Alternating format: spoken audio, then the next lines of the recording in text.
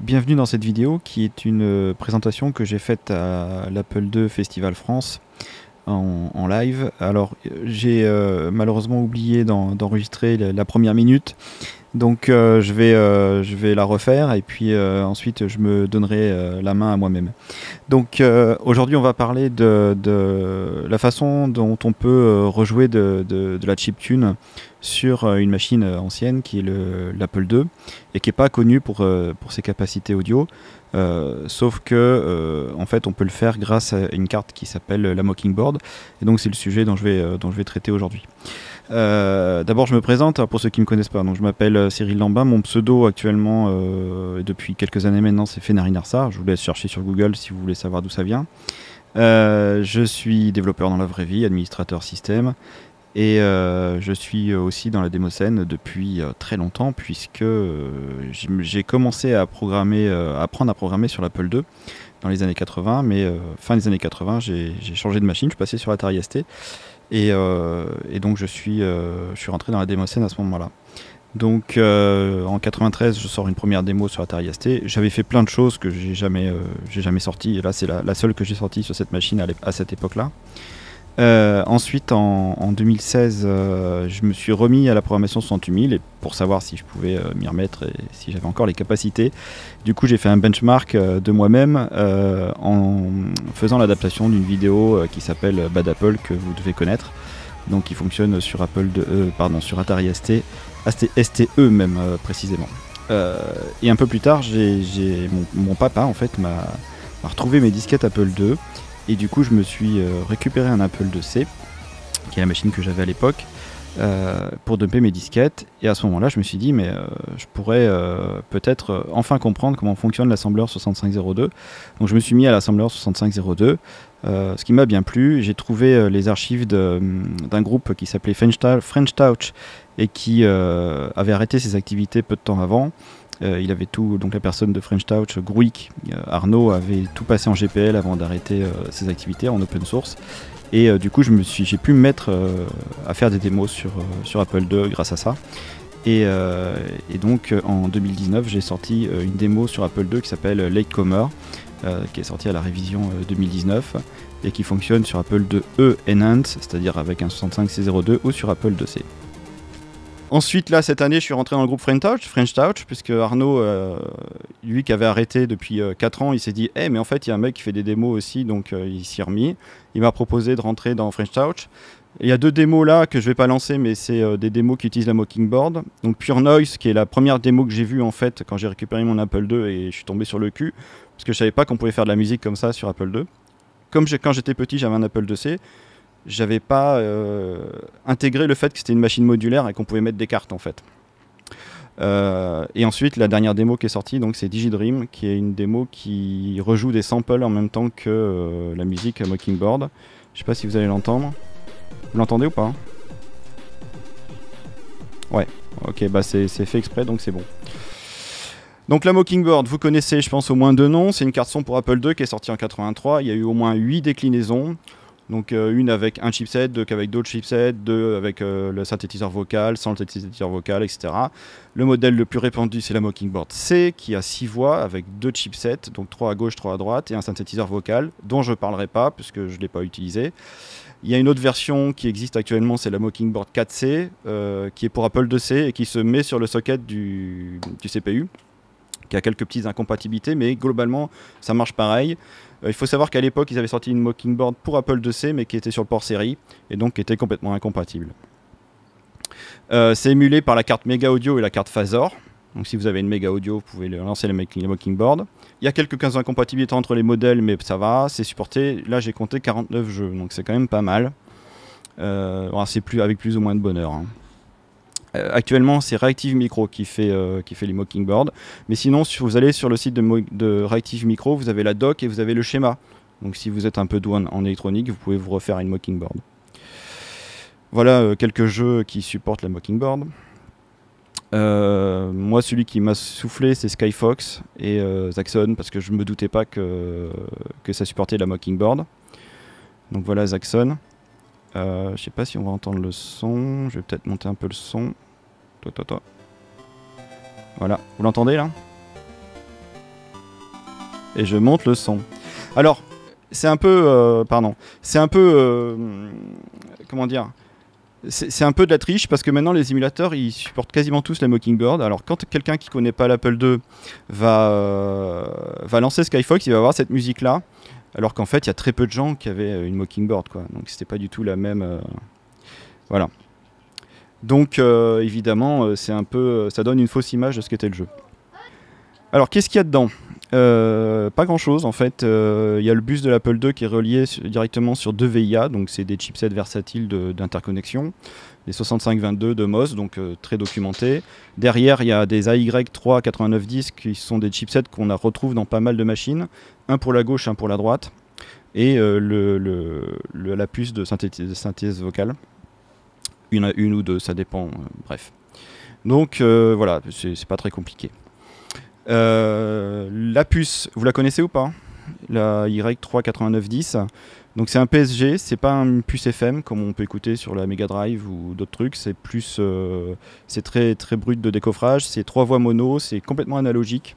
Ce qui fait que si vous lancez pile poil la même programmation au même moment sur deux puces identiques, vous n'aurez pas forcément exactement la même sortie. C'est pas numérique. C'est des ondes carrées, il y a du bruit blanc qui peut être ajouté sur les 3 voix, il y a un générateur d'enveloppe qui est le même pour les 3 voix, c'est très basique, c'est exactement la même puce que le YM 2149 de Yamaha, et d'ailleurs Yamaha ensuite a développé d'autres puces avec du FM, etc., qu'on retrouve dans les Mega Drive, dans les bornes d'arcade, etc., qui sont les puces OPN et qui sont complètement rétrocompatibles avec cette puce là. C'est utilisé sur Auric, Amstrad CPC, ZX Spectrum, Atari ST, en arcade, en Vectrex, sur MSX. Donc il y a pas mal de machines qui ont chopé cette puce. Même longtemps après, l'Atari Falcon qui est sorti en 92, il y avait encore cette puce qui était complètement obsolète pour l'époque. On peut faire des effets évolués, on peut jouer des samples, on peut faire des effets super impressionnants, mais par contre, là c'est le CPU qui va mitrailler dessus en réécrivant les registres plusieurs milliers de fois par seconde, ou plusieurs dizaines de milliers de fois. Donc sur Apple II, on ne pourra pas refaire tous ces effets-là. Alors, c'est une puce qui a 14 registres de 1 octet, c'est très documenté, donc vous pouvez trouver n'importe quelle doc sur le net, même la doc de la Mockingbird elle est vraiment complète. Je vous ai mis des extraits de la doc pour vous montrer vraiment que c'est bien décrit. À droite vous avez les 14 registres. Et donc c'est pour régler les périodes des fréquences, des machins, etc. Donc sur les 3 channels. Donc c'est des registres qui sont parfois sur 1 octet, parfois c'est 1 octet mais il n'y a que quelques bits qui sont utilisés. Et ce qui est important dans cette histoire, c'est que à chaque fois on programme la période, c'est pas la fréquence. Et en fait c'est même pas la période qu'on programme, c'est un diviseur de la période de la fréquence mètre. En sachant que sur Apple II PAL, c'est 1,02 MHz et sur un NTSC, c'est 0,1, comme j'ai marqué, c'est 1016 kHz en fait. Donc il va y avoir une petite différence, mais qui n'est pas audible entre le PAL et le NTSC. C'est audible sur un émulateur quand on passe de l'un à l'autre, mais sinon c'est pas audible.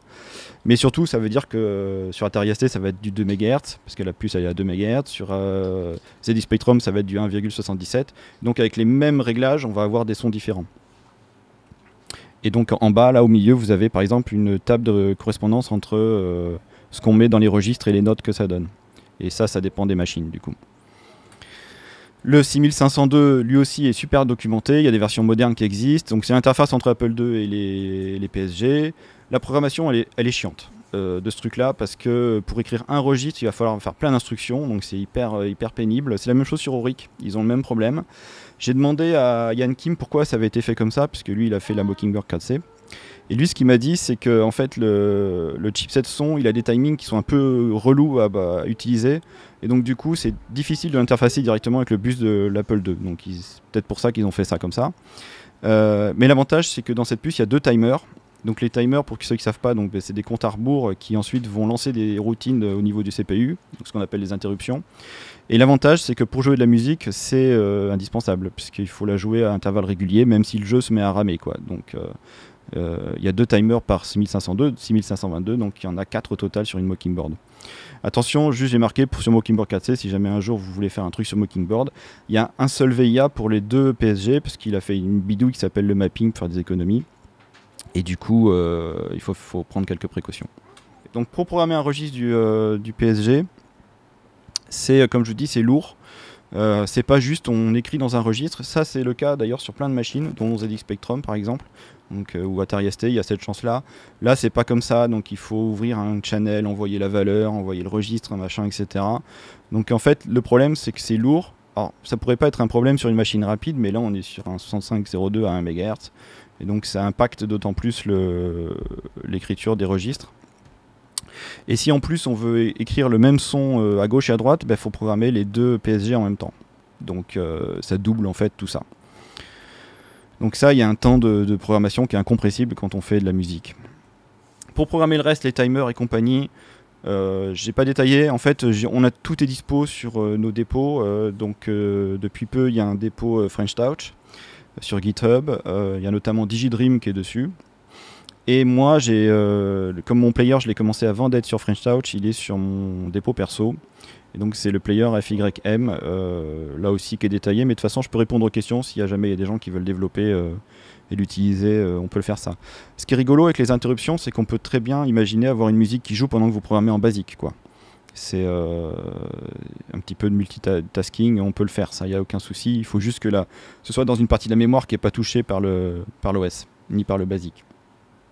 Ça, je pense que c'est possible. Alors, comment on fait pour jouer une musique sur Mockingbird quand on est programmeur? On programme un des timers, le timer 1 en mode free run, c'est-à-dire qu'il va boucler tous les X cycles. Alors on se démerde pour que ce soit le nombre de cycles qui correspond à 50 Hz. Donc, de mémoire, c'est 22 000, je sais pas combien, sur un PAL. Et on fait pointer le vecteur d'interruption qui est en fin de mémoire sur le player. Alors ça, c'est si on veut se passer du système d'exploitation, parce que sinon le système d'exploitation il utilise ce vecteur d'interruption. Et puis ben voilà, on a de la chiptune, quoi. Donc le gros problème là-dedans, ça va pas être tellement ça va être de trouver le player. Parce que à la base, il n'y en avait pas. Les jeux qui faisaient de la musique comme Skyfox tout à l'heure, ils avaient leur propre petit player. Il y avait Ultima aussi qui avait un player qui utilisait 2 Mockingbird, donc en 12 voix. Mais franchement, c'était très désuet et c'était sous-utilisé à mort. Mais maintenant, il y a des choses beaucoup mieux qui existent. Alors les players qui existent, et il y en a peut-être d'autres, mais ceux que j'ai relevés, donc il y a un player PT3, un player ChipN SFX, et après il y a plein de players qui utilisent le format YM. Donc en fait, ce qui se passe, c'est qu'on va regarder ce qui s'est fait sur d'autres plateformes, puisque c'est comme je vous ai dit, c'est un chipset qui se retrouve partout. Et on a regardé, moi quand je venais de l'Atari ST, je connaissais bien le milieu de l'Atari ST, mais il y a aussi une scène très active sur ZX Spectrum, et donc c'est là-dedans aussi qu'on va aller piocher. Donc le PT3, c'est ProTracker 3, c'est un format qui vient du Spectrum, du coup. C'est très petit, ça prend quelques kilooctets par morceau, bon, c'est une partition tout simplement. La communauté est très active, là le site que j'ai mis à côté, zxart.ee, tous les morceaux, il y a des milliers de morceaux, ils sont tous en PT3, donc on peut les télécharger. On peut aussi les écouter en ligne si on veut. Par contre le problème c'est que le player original était en Z80 évidemment, donc il a fallu le porter. Il y a eu 2 portages, il y en a un premier qui a été fait par Gruig de French Touch, et puis ensuite il y a Dieter qui a fait un autre portage de ce player. Et ensuite, on va composer sur un logiciel qui s'appelle un tracker. Et celui qui marche actuellement, c'est Vortex Tracker et qui est sous Windows. À mon avis, qui doit marcher sur d'autres OS via des layers de compatibilité. L'inconvénient, c'est que la majorité des morceaux sont pour ZX Spectrum. Donc, je vous dis tout à l'heure, il y a un problème de fréquence qui change en fonction des machines. Et donc, la fréquence est de 1,77 MHz. Donc, les players vont être obligés en fait, de faire une division ou une multiplication par 9/17e, un truc un peu relou. Et donc, du coup, ça ralentit d'autant le player. Et le temps d'exécution est très variable, donc on va aller entre... Là j'ai mis 3500, c'est les données de Dieter, c'est pas les miennes. Donc il disait que c'est entre 3500 et 4000 cycles, mais ça peut vraiment varier beaucoup. Ce qui est dans certains cas peut être embêtant. Et puis il y a 3500 et 4000 cycles, on est à 20% de CPU qui est pris, hein, donc c'est pas négligeable. Alors voilà le Vortex Tracker. En fait je vais plus vite que ce que je pensais, donc tant mieux. Donc j'ai fait une petite capture. Voilà à quoi ça ressemble, un tracker, c'est pour ceux qui n'ont jamais vu. Donc c'est très courant sur ces machines-là. Vous avez les 3 voies. À gauche, le générateur d'enveloppe. Et en haut, alors je sais pas si vous voyez avec la vidéo que c'est dégradé, mais en fait en haut, il y a les patterns, puisqu'on va composer par des patterns de 64 lignes, 64 notes éventuellement, qui vont défiler à une vitesse qu'on définit. Et ensuite, on peut appeler ces patterns dans l'ordre qu'on veut. Donc là, par exemple, le morceau, il a commencé par 18, ensuite 0, 1, 2, 3, 2. Donc, par exemple, le pattern 2, il est appelé 2 fois. Et il faut savoir aussi que les compositeurs, souvent ils copient les données d'un pattern à l'autre et puis ils vont juste changer la ligne de base par exemple. Donc on a des données qui reviennent quand même assez souvent. Et l'avantage c'est que ça fait des fichiers très petits. Le Vortex Tracker, il a un autre avantage. Là c'est une musique 3 voix. C'est que sur ZX Spectrum, il y a une carte son qui s'appelle la Turbo AY et qui a deux PSG exactement comme sur la Mockingbird. Et donc du coup, le Vortex Tracker, il a été fait de telle manière qu'on peut le lancer 2 fois et avoir 2 partitions, ce qu'on appelle des modules, en parallèle. Et du coup, composé pour 2 chipsets en simultané. Et ensuite, le player, il aura juste à être appelé 2 fois pour jouer 2 morceaux en même temps, un à gauche et un à droite. Et du coup, c'est complètement compatible Mockingbird, quoi. Donc ça, c'est pas mal. C'est une première solution. La deuxième solution, c'est le chip NSFX. Alors, c'est un autre format, complètement différent, qui marche de la même manière, mais qui est beaucoup plus léger, il y a moins d'effets. Donc, les players sont plus rapides.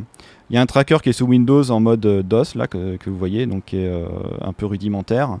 C'est beaucoup moins répandu. Donc, c'est-à-dire que si vous demandez à un musicien de vous faire une musique, il va peut-être râler, parce qu'il va être obligé peut-être de se reformer sur un autre tracker, alors que le Vortex Tracker est assez répandu. Donc, il y a 2 démos qui exploitent ça chez French Touch. C'est d'abord la One More Thing, qui est celle-ci. Ça, c'est un player PT3, le player PT3 de Gruik. Et l'autre, c'est la Chip, donc le Chip SF, qui exploite l'autre format. Et vous voyez le bleu là qui bouge, en fait, c'est le temps CPU que ça prend. Donc, c'est beaucoup plus réduit que le PT3, là on est plus aux alentours de 7%.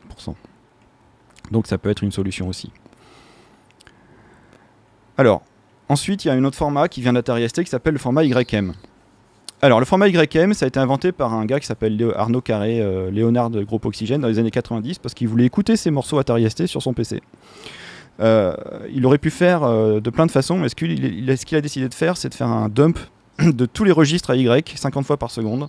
Donc 14 fois 50 fois par seconde, tout simplement, et de tout foutre dans un fichier. Donc ce qui fait 42 kilooctets par minute quand même, hein, c'est pas négligeable. Et après, ce qu'il s'est dit, comment je vais faire pour réduire ça, il a tout compressé en LZH et boum, vogue la galère. Voilà, ça fait entre 1 et 5 kilos. Au final, il y a plusieurs formats qui existent, ils sont tous documentés. L'avantage, c'est qu'une fois que c'est décompressé en RAM, c'est ultra simple. Il suffit juste de prendre toutes les valeurs et toutes les 50e de seconde, les balancer dans le PSG, et puis voilà, c'est fini. Il n'y a pas de player autre que ça. Par contre, il faut que la capture des valeurs d'enregistre soit correctement faite. Bon, ce qu'il a fait lui de son côté. Donc c'est complètement universel, parce qu'on peut soit avoir un player propriétaire sur la machine d'origine, avec une partition en format complètement inconnu. On va dumper tout ce qu'elle joue dans le fichier YM, et puis on peut le jouer sur un player YM. De la même manière, actuellement, ce qu'on fait plutôt, c'est qu'on prend un fichier PT3, d'autres formats, on les fout dans un programme qui permet de faire la conversion. Donc AY Emule le permet de le faire. Contrairement à ce qui est marqué, il ne fait pas que le ZX Spectrum, il fait tout. Et lui, il va pouvoir dumper tout dans un fichier YM. Et là encore, on peut jouer dans un format YM. Donc c'est complètement universel. Et donc du coup, beaucoup de gens, dont moi, on s'est posé la question de est-ce qu'on peut utiliser ce format-là sur des machines comme l'Apple II, quoi. Le problème, c'est que ça fait 42 kilooctets par minute et en plus c'est compressé en ZH. Donc, tristesse ultime parce que sur un Apple II ou sur une machine un peu ancienne, c'est compliqué. Parce que sur un Apple II+, on peut même pas jouer une minute, quoi. Alors, il y a une première tentative qui s'appelle le format MYM qui vient du MSX, qui a été créé par un gars qui s'appelle Marc et qui a été porté en 6502 par Debug Michael Pointier sur Auric. Donc en gros, là, le principe, c'est on va recompresser le YM en LZ4, mais par paquet de 128 frames, c'est-à-dire de 1792 octets. Donc ça veut dire qu'on va pouvoir dépaquer progressivement en fait, les données, et juste dépaquer en fait, 1792 octets, et pas tout le morceau quoi, à chaque fois. Et donc c'est décompressé progressivement. C'est utilisé dans Pure Noise de French Touch. C'est un format qui est pas trop documenté, mais en fait, en gros, il y a des outils qui existent dans le kit Auric qui permettent de convertir un YM en MYM, et il y a un player du coup dans Pure Noise de French Touch. Et sinon, on peut aussi aller prendre le player Auric parce qu'il suffit juste de changer les adresses. Comme je vous ai dit, ça se programme de la même manière sur un Apple II. Moi, l'idée que j'ai eue, c'est une idée un peu différente. Et d'ailleurs, Gruik a eu la même idée. Un peu en parallèle, c'est-à-dire que moi j'avais fait mon player et lui il a eu la même idée, mais on n'en a pas parlé, mais du coup on a développé en parallèle la même idée. C'est qu'on s'est dit mais le YM c'est un dump, mais c'est pas un dump de données aléatoires, c'est un dump de données qui sont générées par un tracker, et comme je vous ai dit dans le tracker, il y a des choses qui se répètent. Donc je me suis dit, on va forcément avoir des redondances dans les registres, dans le dump de registres. Et donc l'idée, c'est de faire un format. Donc il y a deux formats qui existent chez nous actuellement, c'est le FYM et le PYM, qui sont très similaires. Donc le premier, c'est moi qui l'ai développé pour Latecomer, que j'ai optimisé en V5 récemment, et Gruik qui a fait finalement la même chose avec son pattern YM, avec quelques différences, mais le principe est le même. C'est-à-dire qu'on prend le YM, première chose qu'on fait, c'est qu'on convertit toutes les données de période pour plus avoir ces histoires de fréquences qui changent. Ensuite, on recherche les redondances, et ensuite on va éventuellement compresser, mais avec une compression le plus light possible, que nos Apple II aiment bien. Donc voilà, c'est comment ça fonctionne. Voilà un exemple de dump. Donc les barres grises, ça représente les données de 6 registres. Donc j'ai pas mis les 14. Hein. Dans le fichier YM, la façon dont c'est enregistré, on s'en fiche, c'est juste pour le concept. Donc ça, c'est le dump original. D'abord, on va choisir une longueur, par exemple 32 octets, et on va tout couper en blocs de 32 octets. Donc là, ici, on a 768 octets qui sont représentés en tout. Ensuite, on va chercher les redondances, et on va en trouver plein. Donc les couleurs, ça correspond à des redondances à chaque fois. Et du coup, ça veut dire que déjà c'est cool, parce qu'on va pouvoir gagner de la place avec tout ça. Ensuite, on va prendre tous les patterns qu'on a créés là, de 32 octets, on va les mettre dans un coin du fichier. Et en fait, on va recréer une partition qui sont des pointeurs. Là, j'ai mis des numéros, mais c'est des pointeurs vers les patterns qui correspondent à la partition d'origine, en fait, au dump d'origine. Donc du coup, je ne sais pas si vous voyez bien, mais déjà là on a pas mal réduit la taille du fichier, parce que j'ai dû dupliquer. Et du coup à gauche là j'ai 48 octets dans ma partition, et à droite j'ai 256 octets. Et au final j'ai mon fichier, là mon dump qui faisait 768 octets au début, il fait plus que 304. Donc on a déjà réduit de 39%. Pardon, plus de 39%, pardon, on est à 39% de la taille originale. Après on peut aller plus loin. Alors déjà, ça compresse déjà beaucoup. Hein. Là, on n'est pas à 39%, en réalité on est à beaucoup moins. On peut rajouter une compression sur les patterns. Alors, quelle compression on peut mettre? On peut mettre ce qu'on veut. Moi, la compression que j'ai choisie, c'est le pack bits. Et le PYM, la seule différence, c'est qu'il utilise un pack bits qui est un peu incomplet. Il y a un des deux cas qui n'est pas géré. Et du coup, ça réduit énormément la taille des patterns. Alors, le pack bits, juste pour la parenthèse, c'est un format RLE. Donc, en gros, les redondances, on ne les garde pas. Qui a été introduit par Apple avec MagPaint. Donc c'est un format de compression du TIFF à la base. Et ce qui est étonnant, c'est que même s'il est fait pour un 68000 à la base, il est vraiment hyper simple à mettre à coder sur 6502 parce que c'est que des tests à zéro, des incréments et des décréments, et le 6502 il adore ça. Donc du coup on a un format de compression très très léger. Alors j'ai fait un outil de conversion qui est sur le GitHub, donc qui est en C#, mais qui devrait tourner sur Mono, donc sur toutes les autres plateformes normalement, si je prenais un peu le temps de le sortir en binaire. Ça c'est le player que j'ai fait. Alors il paraît un peu abscon comme ça, mais c'est parce qu'en fait c'est juste le player sur lequel j'ai rajouté des infos de debug. Donc en fait si vous enlevez les infos de debug, vous pouvez très bien prendre le player tel quel et l'intégrer dans un projet. Donc là, j'ai juste sur cette présentation indiqué à quoi correspondent les données. En haut, vous avez les 14 registres. En dessous, vous avez les pointeurs de chaque pattern. Et ensuite, en dessous, vous avez le pointeur de partition. Donc là, par exemple, la partition elle est chargée en 4000 en mémoire. Et en dessous, les stats de CPU. Parce que je voulais savoir combien ça prenait. Au niveau des performances, j'ai pas toutes les infos parce qu'en fait, j'ai pas tout testé, tout simplement. Mais ça permet d'avoir une idée et puis essayer de se rediriger plutôt sur un format plutôt qu'un autre. Donc par exemple le YM original, sur un format YM original, j'ai pris un morceau, il faisait 3 kilooctets. Une fois dépacké le LZH, il faisait 170K. Compressé en MYM, on était à 11K, et en FYM, on est en 13K. Donc là, ça tient parfaitement dans un Apple II.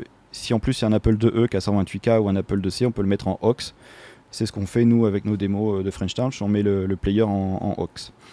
Au niveau des formats de tracker et des performances, donc le PT3, le player PT3 d'Ether, il prend 20% de CPU, ce qui est un peu embêtant, mais bon, qui peut fonctionner dans certains cas. Le chip NSFX, j'ai regardé, on est à peu près à 7%. Le FYM, quand on joue sur deux PSG en même temps, on est à 7%, et en mono, sur un seul PSG, on est à 4%. Et le PYM est encore plus rapide. Donc là, on est vraiment sur un truc, je pense qu'on peut pas aller plus bas. Hein, parce qu'après, je vous ai dit, il y a il y a peut-être 2-3% qui sont gérés, qui sont utilisés pour programmer le chipset son. Donc ça, c'est incompressible. Donc voilà. Au niveau des players, si vous êtes codeur, quel player utiliser? Alors si les perfs sont pas un problème pour vous, vous pouvez utiliser le PT3. Par exemple pour un écran titre ou un truc comme ça, et que vous n'avez pas beaucoup de RAM, ça peut être bien. Si vous composez vous-même et que vous n'avez pas peur de faire du chip NSFX, c'est une bonne solution aussi. Pour le reste, des morceaux qui sont faits déjà par quelqu'un d'autre, ou alors quelqu'un qui ne veut pas travailler sur un tracker que vous connaissez, mais qu'il peut quand même vous fournir un dump en YM, bah, on peut très bien convertir en FYM ou en PYM ou en MYM éventuellement. Donc voilà, je crois que j'ai fini. Les références, donc le site de French Touch, le mien, celui d'Ether, le SDK Auric, le site de Reactive Micro sur lequel il y a pas mal de docs, Wikipédia qui mine de rien commence à être un peu complet. Et voilà. Et j'avais encore un petit truc, parce que c'est la tradition, paraît-il. Donc, le petit truc, il est là. Merci. Pourquoi je l'ai pas? Parce que voilà, il est là. Donc on vous a préparé un petit truc, c'est vraiment pas grand chose, mais en fait on a décidé de faire une release à l'Apple II France Festival. Voilà, ouais. Donc c'est Gruik qui a fait ça. Donc voilà, c'est une intro 128 bits qui s'appelle Shadow. Et donc c'est 128 bits. Hein. Donc ça tient en 128 bits, donc il ne faut pas s'attendre à un truc qui va durer 5 minutes. 128 bytes. C'est... Oui, pardon, 128, pas 128 bits, 128 bytes. 128 bits, ce serait encore plus incroyable. 128 octets. Ouais, c'est pour l'année prochaine. Un truc qui fait... Voilà. Non, non, non. Je vous le lance, attention.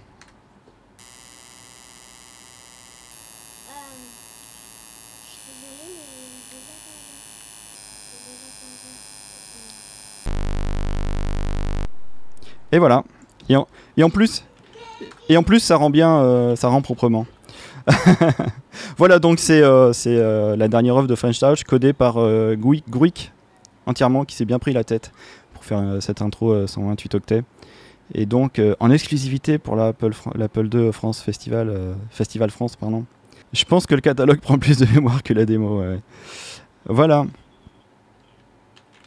Après, on peut regarder. Voilà, on peut regarder. Bon, ça, c'est l'autre sujet que vous n'avez pas choisi. C'était le debugger étendu d'Apple Win. Mais. Ouais, bah, ça sera pour une prochaine fois. Voilà.